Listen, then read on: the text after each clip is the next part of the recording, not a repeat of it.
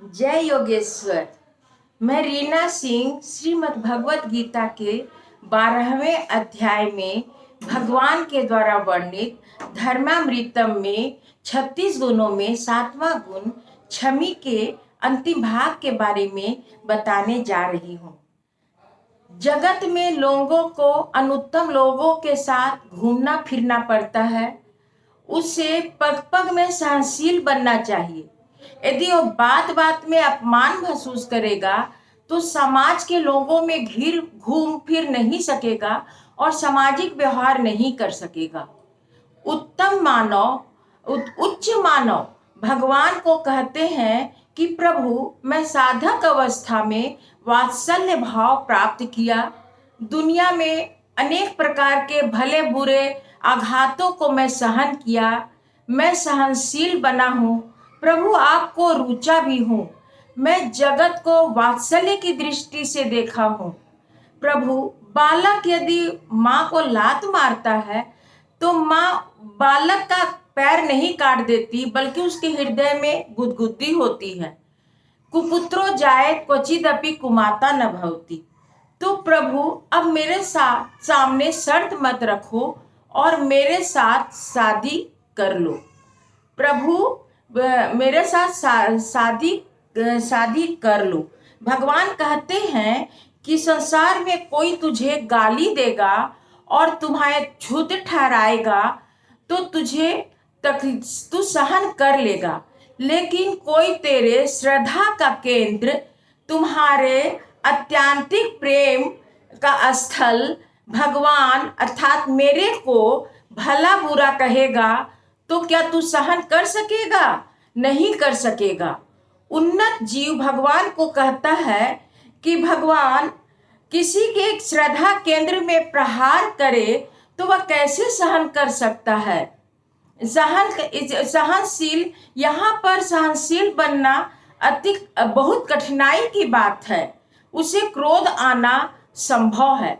भगवान कहते हैं कि तूने अभी तक किसी का हृदय नहीं पढ़ा है, इसलिए लोगों के हृदय की बातें तुम्हारे कानों तक नहीं पहुंचती, क्योंकि तुम लोगों की वेखुरी वाणी को सुनता है और उसी को तू समझता है। यदि तू मेरे साथ विवाह करेगा तो लोगों के हृदय की बातें भी तुम्हें सुनाई देगा। तब तुम देखेगा कि जगत में ऐसा कोई नहीं है जो हमें गाली नहीं देता है। कोई सीधी गाली देता है तो किसी की गाली की भाषा कोई सभ्य भाषा में गाली देता है। बस इतना ही अंतर है। गाली तो सभी देते हैं। कितनी ही गालियां संस्कृत भाषा में तो कितनी प्राकृतिक भाषा में होती है। असंस्कृत लोगों को संस्कृत भाषा की गाली का पता नहीं चलता। इसके विपरीत उन्हें यह प्रशंसा लगता है। यदि किसी को ब्रह्म बंधु कहो तो वह इसे अपनी प्रशंसा समझता है, परंतु यह एक गाली है। उसी प्रकार यदि देवा नाम प्रिय बोलने से उसे लगता है कि मैं देवताओं का प्रिय हूँ, लेकिन इसका मतलब मूर्ख होता है। देवा नाम प्रिय का मतलब मूर्ख होता है। प्रिय मतलब देवों का प्रिय नहीं। लोग कहते हैं कि भगवान पत्थर का है। श्रावण में उसकी कितनी पूजा करो, जल चढ़ाओ, लेकिन उसका हृदय पसीजता ही नहीं है। भगवान की न आंखें है और न हृदय। ऐसी अनेक बातें तुम्हें सुनने को मिलेगी।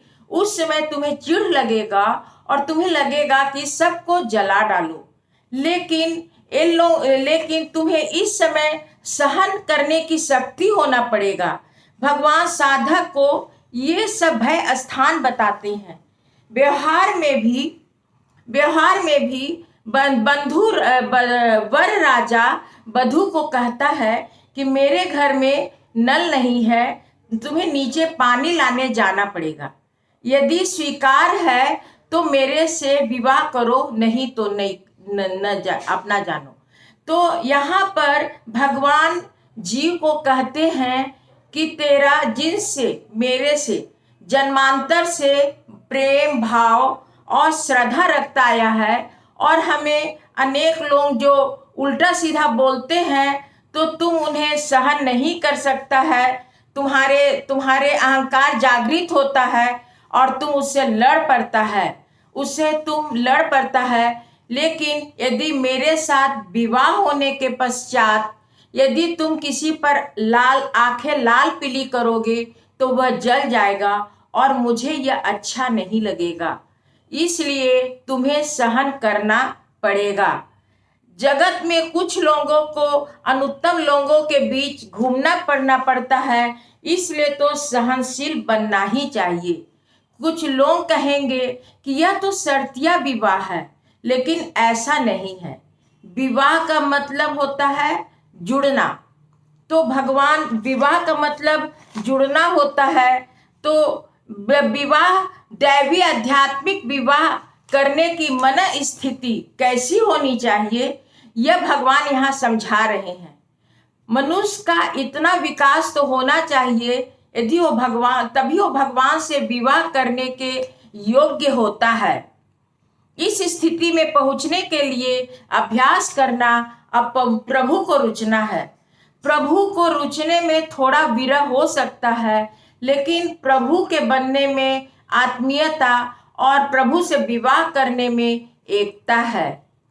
यदि यह धर्मामृतम की धारावाहिक आपको अच्छी लगी हो तो लाइक अवश्य कीजिए और अपने प्रियजनों को शेयर भी कीजिए। धन्यवाद।